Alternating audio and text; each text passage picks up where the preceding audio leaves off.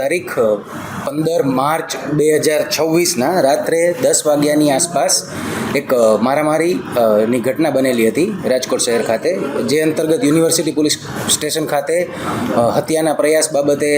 ફરિયાદ દાખલ કરવામાં આવી હતી અને તેમાં સામેલ 3 આરોપીઓ અત્યારે સાગર જોગરાણા, ગોપાલ જોગરાણા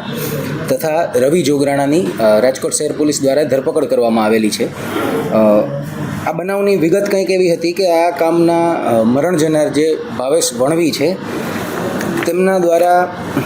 અમીર જોગરાણા કે જે આ ફરિયાદના મુખ્ય આરોપી છે તેમના વિરુદ્ધ સિચોડાને લઈને ફરિયાદ કરવામાં આવતી હતી વારંવાર, તથા મરણ જનારના એક કૃપાલીબેન નામના મહિલા જોડેના સંબંધો હતા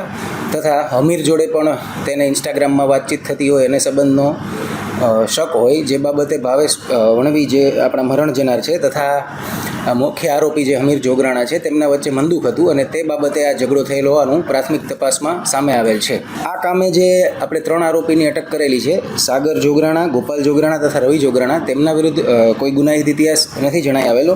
પરંતુ આ કામના જે મરણ જનાર છે ભાવેશભાઈ વણવી તેમના વિરુદ્ધ ભૂતકાળના 8 ગુનાઓ છે, મારામારી, રાયોટિંગ, ધમકી તથા પ્રોહિબિશન જેવા હેડ હેઠળના, અને તેમની પાસા હેઠળ અટકાયત પણ થઈ ચૂકેલી છે. આ બાબતે હજુ તપાસ, ડિટેલ્ડ ઇન્ટેરોગેશન અને તપાસ ચાલી રહી છે, પરંતુ જે 15 તારીખના રાત્રિના જ્યારે ભાવેશભાઈ તેમની સાથે રાહુલભાઈ પરમાર સાથે બાઇક પર જઈ રહ્યા હતા ત્યારે આપણે દ્વારકેશ પાર્ક મેઇન રોડ પાસે તેમના પર પાછળથી બાઇક પર અલગ અલગ માણસો દ્વારા આવી અને ધોકા, પાઇપ વગેરે વડે હુમલો કરવામાં આવ્યો હતો અને ત્યારબાદ તેમને સ્વિફ્ટ ગાડીમાં નાખી તેમનું અપહરણ કરી અને આગળ જઈ અને છોડી દેવામાં આવેલ હતા. હાલ આટલી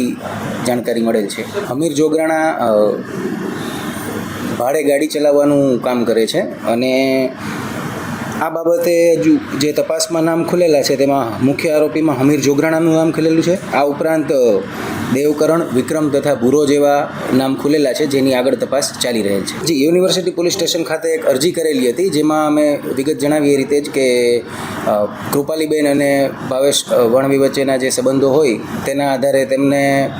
હની ટ્રેપની ધમકી પણ આપવામાં આવેલી હતી, જે બાબતે અમીર જોગરાણા દ્વારા અરજી દાખલ કરવામાં આવેલી હતી. આ તમામ આરોપીઓની હાલ અમે તપાસ કરી રહ્યા છીએ. વધારે વિગતો આવશે એટલે જાણ કરવામાં આવશે. તપાસમાં તમામ સંડોવાયેલા વ્યક્તિઓ જેમના નામ ખુલશે એ તમામ તપાસ કરવામાં આવશે.